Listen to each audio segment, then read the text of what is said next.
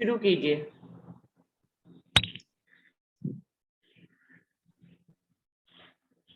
बोलो श्री प्राणनाथ प्यारे की जय। बोलो श्री सतगुरु महाराज की जय। चैन तुमसे करार तुमसे है, चैन तुमसे करार तुमसे है, जिंदगी की बहार तुमसे है, चैन तुमसे करार तुमसे है। यूं तो दुनिया में है हजार हंसी, यूं तो दुनिया में है हजार हंसी, यूं तो दुनिया में है हजार हंसी,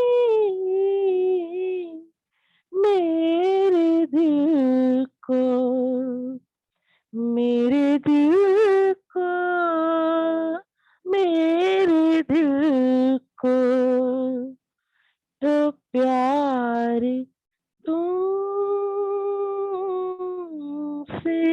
है, मेरे दिल को तो प्यार तुमसे है, जिंदगी की बहार तुमसे है, चैन तुमसे करार तुमसे है। क्या करूं लेके सारी दुनिया को, क्या करूं लेके, हाँ, क्या करूं लेके सारी दुनिया को, क्या करूं लेके सारी दुनिया को, मेरे दिल का, मेरे दिल का, मेरे दिल का करार तुमसे है, जिंदगी की बहार तुमसे है, चैन तुमसे करार तुमसे है। लाज रखना,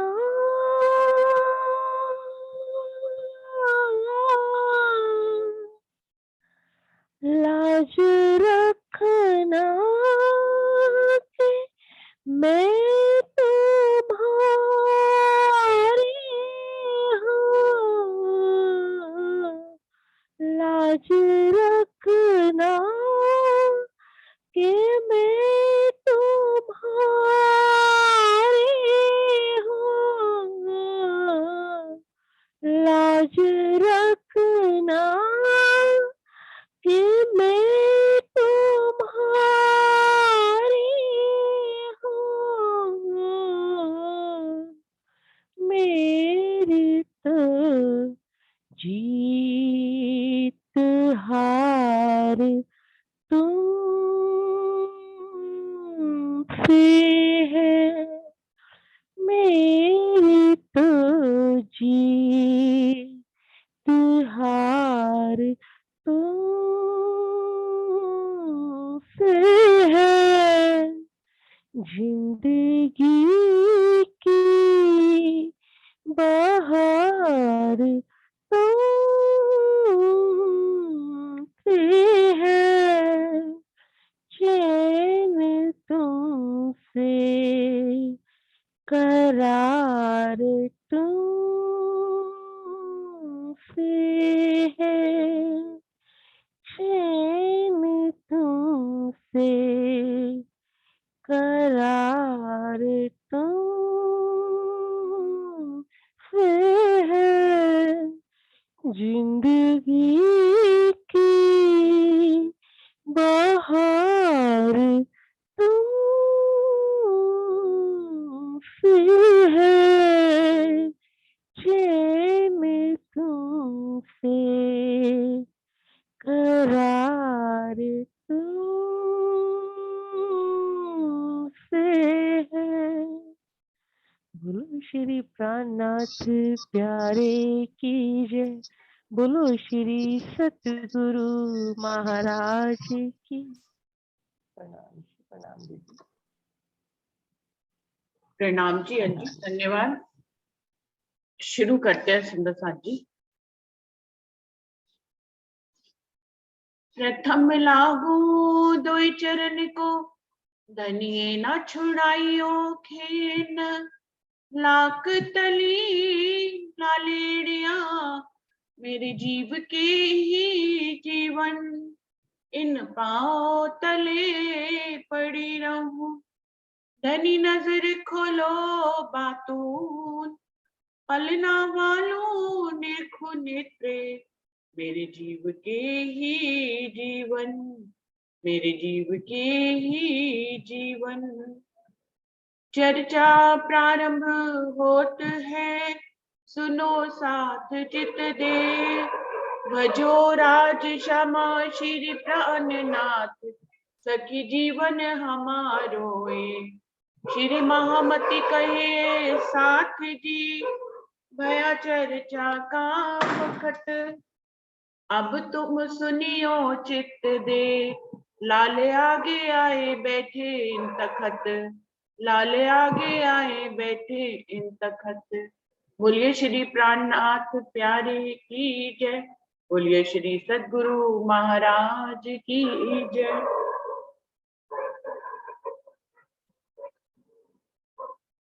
साथ जी बीतक साहब वाणी का ये 57 प्रकरण चल रहा है। बुढ़ानपुर की आकोट की बीतक है और इसमें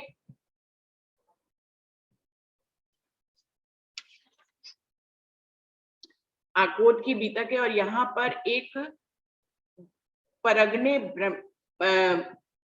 बराड़ के एक ब्राह्मण का वर्णन चल रहा था। सुंदर साथ जी कल उसका वर्णन पूरा करना चाहते थे लेकिन समय पूरा नहीं रह गया। ये ईश्वर सृष्टि थी। श्री जी साहिब जी की से चर्चा सुनते हैं कबीर पंथ पे और इनके लिए हकीकत का द्वार चर्चा सुनते ही खुल जाता है। सुंदर साथ जी ऐसा इनके दिल पे चोट लगती है। देखिए सुंदर साथ जी, कोई जीव जो है बहुत ही कोमल होते हैं, कोई बहुत कठोर जीव होते हैं, उनके ऊपर किसी के ऊपर कम वाणी की वर्षा से ही चोट लग जाती है और किसी के ऊपर ज्यादा वाणी की वर्षा होने पर भी चोट नहीं लगती है। ये एक ऐसे सुंदर साथ हैं जिनका जीव निर्मल है, उसका हृदय कोमल हो चुका है। जैसे ही कबीर पंथ से चर्चा सुनते हैं, इनके कलेजे पे एकदम से चोट लगती है और इनके लिए हकीकत का द्वार खुल जाता है। भूल गया शरीर को, नजर पहुंची बका में ने। इनकी नजर अक्षरधाम तक पहुंच जाती है मिनटों में, एक देर भी नहीं लगती, और अपने शरीर की सुध भूल जाते। तो सुंदर साथ जी बिल्कुल मतलब प्रमाण दिया गया है कि किसकी नजरें वहां तक पहुंचती हैं, जिसकी नजर यहाँ से छूट जाती है, उनकी शरीर से नजर छूट जाती है। हर आगे की चौपाई में बताया जा रहा है उनको अपने शरीर की सुधि नहीं है, वो सिर्फ अक्षर धाम तक उनकी नजर पहुंच गई और बार बार उनके मुख से सिर्फ एक ही शब्द निकल रहा है कि तू ही तू, तू ही तू। वो खुद को बिल्कुल भूल गए। हम सब ज्ञानी हैं इस दुनिया में, अगर मैं अपनी बात करूं तो हम सब, हमारा दिल ज्ञान के द्वारा इतना पक्व प्रवीण हो गया है, कभी कभी तो लगता है कि उसका जो सॉफ्ट कॉर्नर है ज्ञान से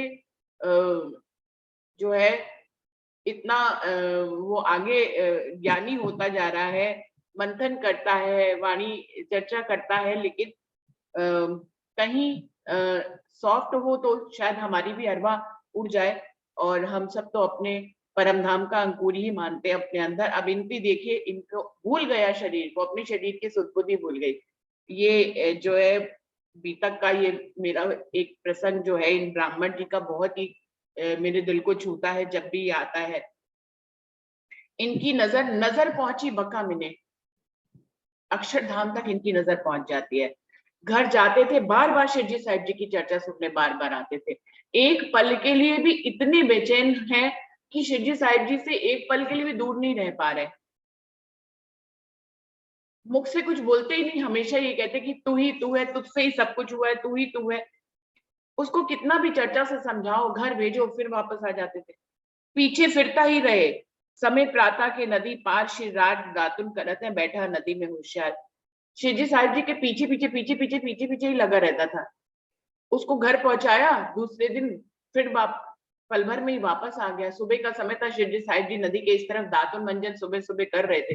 वो नदी के उस पार था। जैसे शिवजी साहिब जी का दर्शन करता है तुरंत नदी में उतर जाता है। उसको इस इतनी भी सुध नहीं है कि वो पानी पे, ये सड़क नहीं है, ये पानी है, इस पे कैसे चल के तुम शिवजी साहिब जी के पास जाओगे।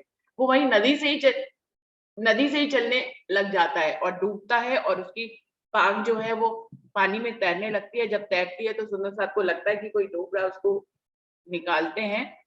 समेत कपड़े चला गया, गिरत पड़ा बीच में, सुध न सान शरीर की गिरी पाग उतर उनसे। तो है शरीर की उसको सुधी नहीं है कि वो पानी पे चल रहा है कि जमीन पे चल रहा है। उसको बस एक ही काम है, शिवजी साहिब जी का दर्शन करना है उसने, और उन्हीं से ही चर्चा सुननी है।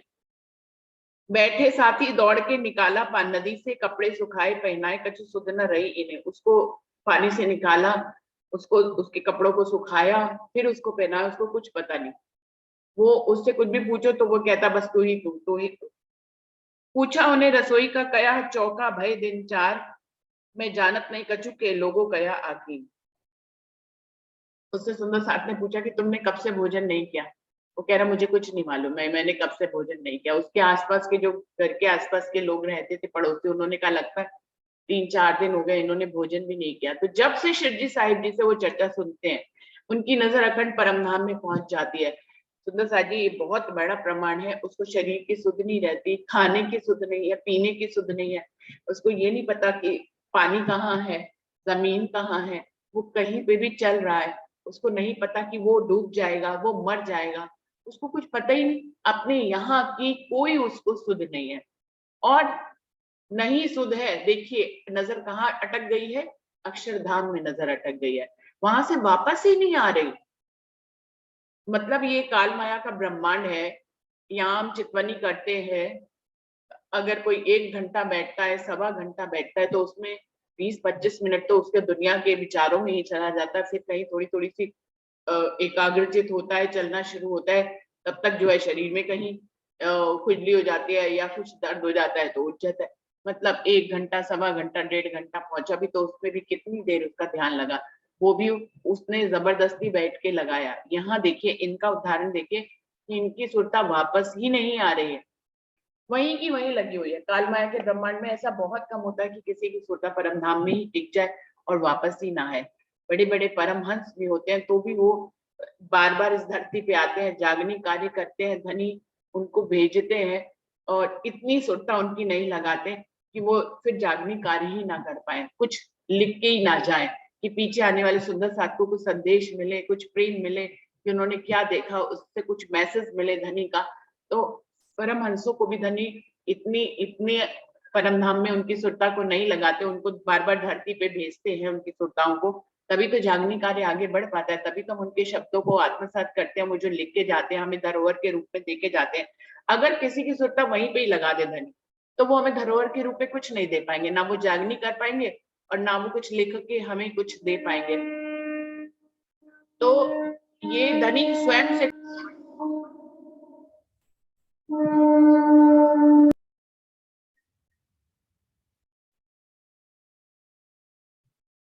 मैं जब भी इस वाले प्रसंग को पढ़ती हूँ, पता नहीं क्यों दिल बहुत मेरा वैसा हो जाता है इनकी इनकी बात सुनकर।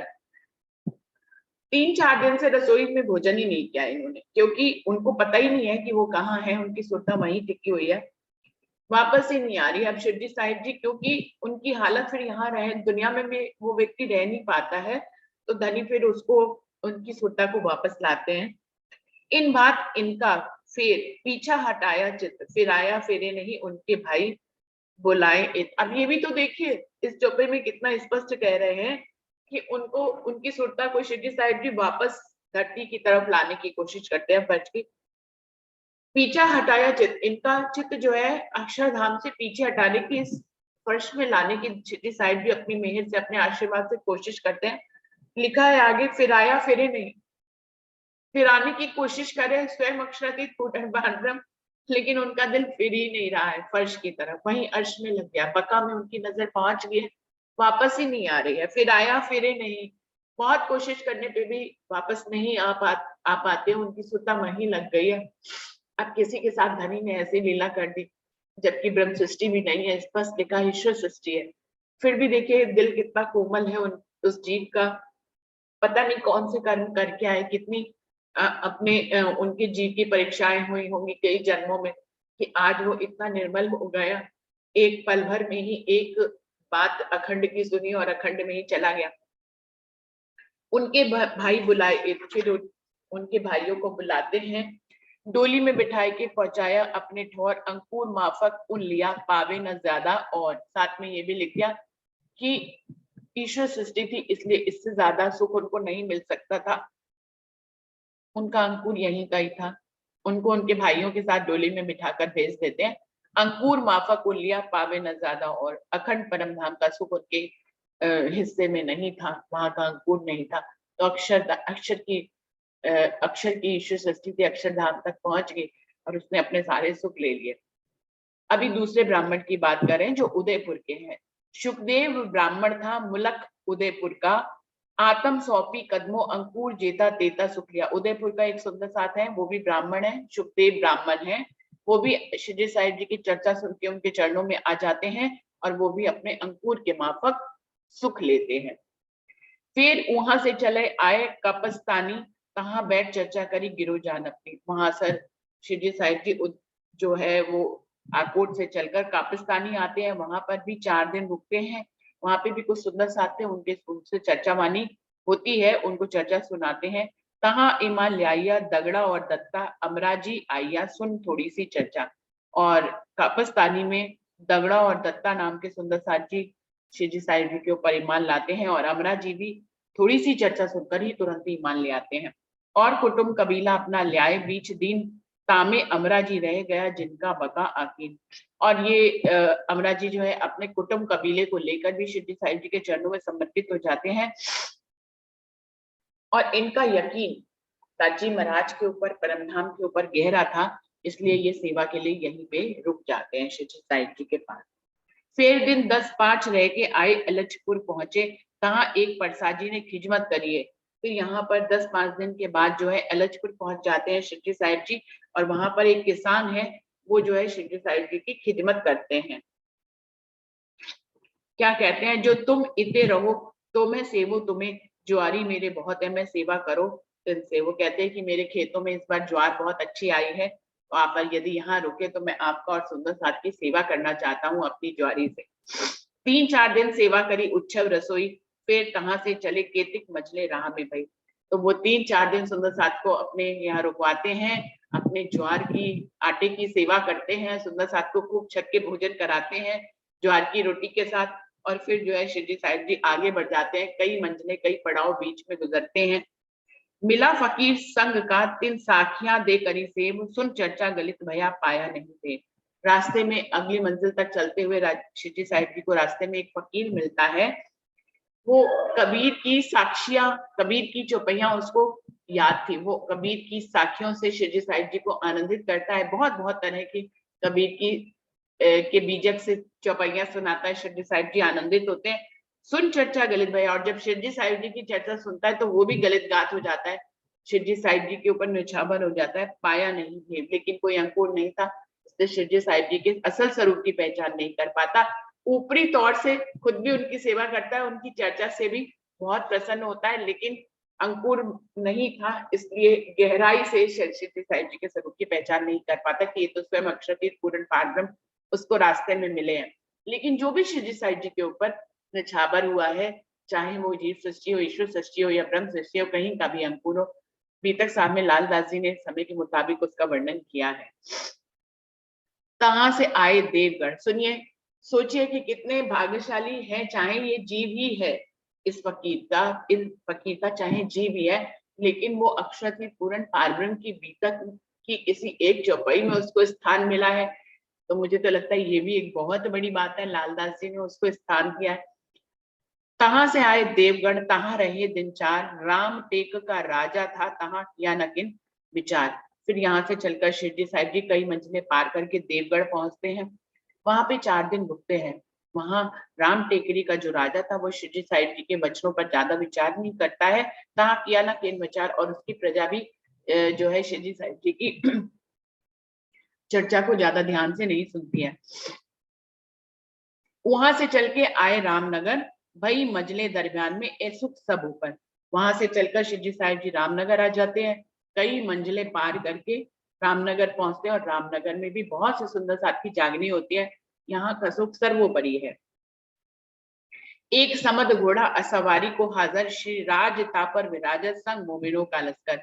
शिवजी साहिब जी की शोभा का बयान कर रहे हैं लालदास जी कि एक सफेद रंग के घोड़े पर शिवजी साहिब जी को सुंदर साथ ने सवार कर दिया। उनको अब पैदल नहीं चलाते थे, स्वयं पैदल चलते थे, और शिवजी साहिब जी के लिए घोड़ा ले लिया था सेवा के लिए। उनको जो है अब घोड़े पे सवार करके चलते थे, और सारे सुंदर साथ पैदल चलते थे। तो उनको एक शोभा प्राप्त हो गई थी। मोमिनों के लश्कर के बीच में सफेद रंग के घोड़े पे शिवजी साहिब जी अपनी पूर्ण वैरागी शोभा के साथ विराजमान होते थे, और लश्कर पूरा चलता था एक से दूसरी मंजिल की तरफ। सुनिए सुंदर साथ जी, उस समय इसको यदि हम अपने ध्यान में लें तो लगता है कि मतलब ना धूप की परवाह, ना बारिश की परवाह, ना ठंड की परवाह, और सुंदर साथ जो है एक पैदल चल रहे हैं एक जगह से दूसरे जगह जागनी कार्य के लिए, और कोई राज ढूंढ रहे हैं कि कोई औरंगजेब का सामना करने के लिए उनको कोई बहादुर राजा मिले। एक से दूसरे मंजिल तक शिवजी साहिब जी के साथ जागने कार्य में सुंदर साथ चल रहे हैं। घर बार छोड़कर सबने फकीरी वेश धारण किया है, और शिवजी साहिब जी को अपने मुखिया के रूप में अपने एक घोड़े पर सवार करके शोभा के रूप में सब सुंदर साथ के बीच में बिल्कुल अलग से दिखाई देते हैं शिवजी साहिब जी। कहा मांगत टूका चल ही झोरी भर ले आवे, शिवराज को और गाय के साथ को बांट देवे। अब चल रहे हैं तो रास्ते में कौन कहाँ खाना बनाएंगे, कहाँ खाएंगे, कहीं कहीं रात में रुकते हैं, कहीं कहीं चलते रहते हैं। ऐसे में जरूरत पड़ती है पेट भरने की, जरूरत के मुताबिक जितनी जरूरत है, तो कहीं कहीं भोजन की भिक्षा मांगते हैं, और शिवजी साहिब जी को बड़े प्रेम से अरुगाते हैं, फिर खुद भी सब लोग आरोग लेते हैं। तो इस तरह का फकीरी वेश परम धाम के मोमिनों का चल रहा है। धनी उनकी परीक्षाएं ले रहे हैं। जो परम धाम में सर्व सुखों से युक्त थे, अक्षरतीर्थ पूर्ण पारब्रह्म, उनके मोमिन जो परम धाम में जिनके पास किसी चीज की कमी नहीं, अनंत सुखों के मालिक, जो जिनकी इच्छा से जो है पशु पक्षी, जिनकी इच्छा से भोजन वृक्ष पेड़ पौधे सब झुक जाते थे, और जिनकी इच्छा भर से ही उनके पेट भर जाते थे। जहां पर कोई खाना नहीं, कोई पीना नहीं, जहाँ भूख नहीं, जहाँ प्यास नहीं, ऐसे परमधाम में जो परमधाम के मोमिन रहते थे, उनकी सुरता को धनी अपने हुक्म के माध्यम से इस खेल में ला रहे हैं। आज उनको फकीरी वेश धारण करवाया है और वो जो गहनों से सजे लदे रहते थे, स्वयं अक्षराधिक पूरन पारण श्यामा महारानी और सखिया, आज वो फकीरी वेश में चल रहे हैं। और उसकी भी सुंदरता लालदास जी बता रहे हैं कि वो भी पूरे ब्रह्मांड में सर्वोपरि है, जिसके लिए उन्होंने कहा कारी कामरी रे मुझको प्यारी लागे। तो मोमिनो भेद पहचानिया, क्या पहचाने अंध, वो कह रहे हैं फकीरी वेश में मोमिन और शिरडी साहिब जी सुशोभित है। ये शोभा सर्वोपरि है। मोमिनों ने इस भेष की महत्ता को पहचान लिया और इसको धारण कर लिया है। कह रहे हैं क्या पहचाने अंधे, अंधे लोग भला उनकी इस वेशभूषा के पीछे कौन छुपा है, कैसे पहचाने। एक लड़ाई राह में दज्जाले करी दरमियान, भई गौंडों के गांव में ने करी बिन पहचान।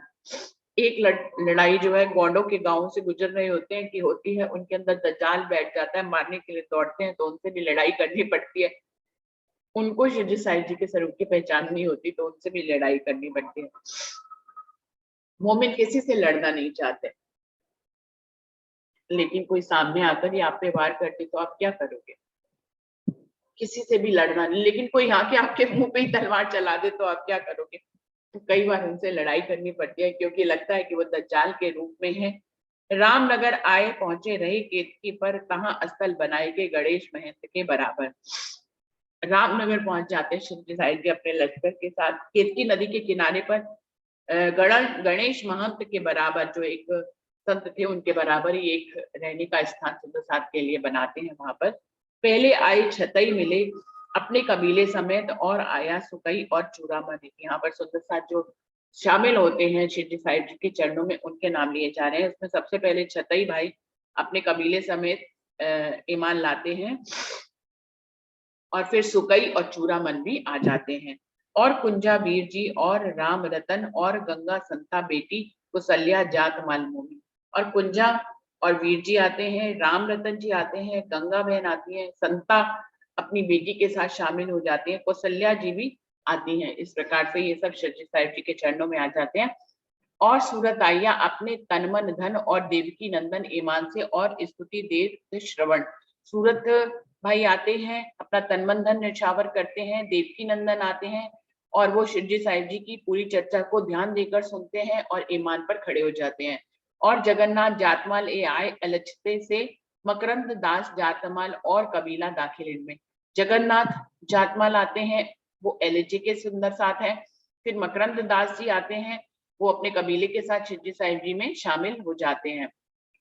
गोकुलदास जातमाल ले कबीला समेत, और सुंदर दास आए ईमान मुख कहते। गोकुलदास अपने कबीले समेत आते हैं, सुंदर दास जी भी ईमान पे खड़े हो जाते हैं। जयंती दास जातमाल और कबीला ले आए, फिर पीछे से बुलाया पहले आपको ईमान आए। जयंती दास जातमाल भी अपने कबीले सहित शिरडी साहिब जी के चरणों में आते हैं। फिर उनके परिवार वाले जब उनको बुला लेते हैं, तो पहले तो ईमान पे खड़े हो जाते हैं, लेकिन फिर वापस परिवार में चले जाते हैं। और हरि राम भाई और लड़ेती आई, चंदा ईमान ले आए के कबीला पीछे ले आई। इसमें हरि राम भाई है, लड़ेती भाई है, और चंदा भी ईमान ले आती है अपने कबीले समेत। तो इस प्रकार से बहुत से सुंदर साथ शामिल हो जाते हैं। और आया सुंदर था नानक पंथ में, और ननिया आई बाई बाई लाली आस इनसे। और भी कई सुंदर साथ नानक पंथ से आते हैं, ननिया भी आती है, लाली आसमाई, इस तरह से कई सुंदर साथ आते हैं। और मूसे खां पठान आया बुढ़ानपुर से, ईमान ले आया घर गया रया कबीले में। और मूसे खां पठान जो है बुढ़ानपुर के सुंदर साथ हैं, ये भी आते हैं, ईमान लाते हैं, लेकिन बाद में फिर कबीले में चले जाते हैं। और रंचो बड़ई जयंती काके उपली पहचान, आवत है दीदार को ले दिल में ईमान। और रंचो बड़ई जयंती काका भी शिरडी साहिब जी का दीदार करते हैं, उनको पहचान हो जाती है और वो ईमान पर खड़े हो जाते हैं। मुरलीधर राम में सुन के ए ले आया ईमान, उनको असल अंकुर की उठी पहचान। मुरलीधर राह में शिरडी साहिब जी जब एक जगह से दूसरी जगह जा रहे थे, राह में उनको शिरडी साहिब जी के ऊपर ईमान लाता है, इनके अंदर परमधाम की आत्मा है, और तुरंत ही इनको पहचान हो जाती है। कांजी आहेड़ का सो गया एलचदे में गोकुल दास मकरंद को आए इस्लाम तारतम सुन के। कांजी भाई आहेड़ के सुंदर साथ है, एलचदे चले जाते हैं, गोकुल दास मकरंद भी तारतम वाणी सुनकर ईमान ले आते हैं। कौशल्या ने सुनी और देमा देमा मथुरी और श्री राम राजा राम और भागो भाग भरी। कौशल्या, देमा, मथुरी, राजा राम, भागो, ये सब भाग्यशाली सुंदर साथ हैं जो शिरडी साहिब जी के चरणों में आते हैं। राजू और भंडारिन और राई कुंवर इनो सुनिया तारतम देखा पटंतर। राजू भाई, भंडारिन, राज कुंवर ये भी तारतम सुनते हैं, और हिमोती और खेमा भाई और आसभाई, शंभू और मन्ना और राज कुंवर आई। हिमोती, खेता भाई, खेमा भाई, आस भाई, शंभू और मन्ना, राम कुंवर ये सब चरणों में आ जाते हैं। जीवन दास और नवल दास और आए बाई कल्याण और महासिंह चौधरी और दौलत खान पठान। जीवन दास, नवल दास, कल्याण भाई, महासिंह चौधरी, दौलत खान पठान सब चरणों में आ जाते हैं। और पूरन नाव और आसाराम और एक आशा लल्लू और परसराम। पूरन नाव, आसाराम, एक दूसरा आसाराम, लल्लू भाई, पसराम सब चरणों में आते हैं। और शेख खिदर, अब्दुल रहमान, भिकारी दास अपने कबीले समेत ईमान ले आते हैं। और रघुनाथ जी अपने कबीले समेत आते हैं। रामनगर की मजल ये जो हिस्से माफक सो पाया, ये रघुनाथ जी रामनगर की मजल में शिरडी साहिब जी के चरणों में आते हैं और अपने हिस्से माफक सुख प्राप्त करते हैं। और बुरहानपुर से आया वृंदावन और नारायण दास और बर्राड़ का साथ मोमिन। वृंदावन से बुरहानपुर से वृंदावन आते हैं, नारायण दास आते हैं और बर्राड़ के भी मोमिन आते हैं। लच्छीदास, खेमकरण और कन्नड़ भाई, हरकृष्ण, सुखदेव जी और गिरधर ये सभी सुंदर साथी भी आ जाते हैं। मैं सबके नाम ले रही हूँ जो जो आते हैं। खरगो जी और उनकी माता और जगरूप चर्चा सुनते हैं शिवजी साहिब जी की और उनके ऊपर नछावर हो जाते हैं। रामनगर में ये जो गंगा राम जी भाई जो रामनगर के हैं ये भी, और शेख बदल भी जो है शिवजी साहिब जी के चरणों में आ जाते हैं। पति राम मोदी, केशव दास, बल्लभ दास और मनिया ये सब भी चरणों में आते हैं।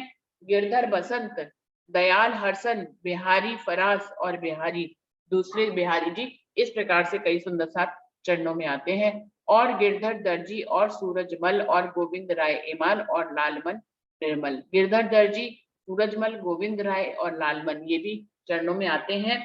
देवराम भाई और खेमकरण की माता ये भी सुंदर साथ के चरणों में आ जाते हैं। और देवीदास आइया और आए भगवान सिद्धपुर पाटन से दामोदर परवान। और यहाँ पर देवीदास जी आते हैं, भगवान दास जी आते हैं, सिद्धपुर पाटन से दामोदर भाई भी चरणों में आ जाते हैं। और तिवारी उदय धी लौकिक पहचान, श्री राज को गर्व पत्राई के रसोई कराई प्रमाण। और उदय तिवारी जी सुंदर साथ हैं जो लौकिक पहचान करते हैं, शिवजी साहिब जी को अपने घर में बुलाते हैं और उनकी भोजन कराने की सेवा करते हैं। चांद खान आया चर्चा सुनने को, दौड़ता ईमान को रहा रामनगर में। और चांद खान जी भी चर्चा सुनने के लिए आते हैं, ईमान उनके अंदर पूरा पक्का आ जाता है। और रामनगर की जब शिवजी साहिब जी रामनगर पहुंचते हैं तब ये आते हैं। श्री महामती कहे मोमिनो एक कही रामनगर की तुम, और आगे बहुत अजू बहुत है कहूँ हक के हुक्म। कह रहे हैं श्री महामती जी कह रहे हैं ये हमने आपको रामनगर की बीतक बताई है, अभी आगे बहुत सी है, धनी के हुक्म से मैं आगे की बीतक भी आपको बताऊंगा। तो सुंदर साथ जी यहाँ पे 57 प्रकरण पूरा होता है। चौपाई 31 3157 पूरे होते हैं। चौपाई को यहीं पर दोहराते हैं।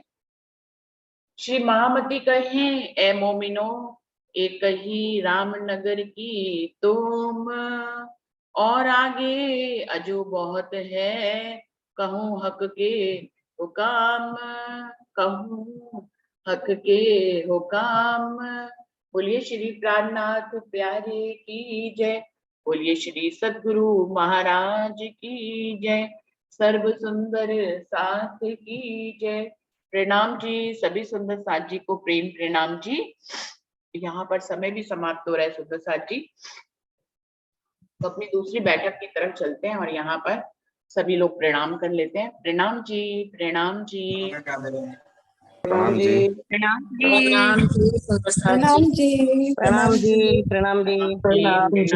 प्रणाम जी, प्रणाम जी, प्रणाम जी सुंदर साथ जी को प्रणाम जी। प्रणाम जी, प्रणाम प्रणाम। जी। सुंदर प्रणाम साथ जी जी। को प्रणाम। प्रणाम जी। प्रणाम जी।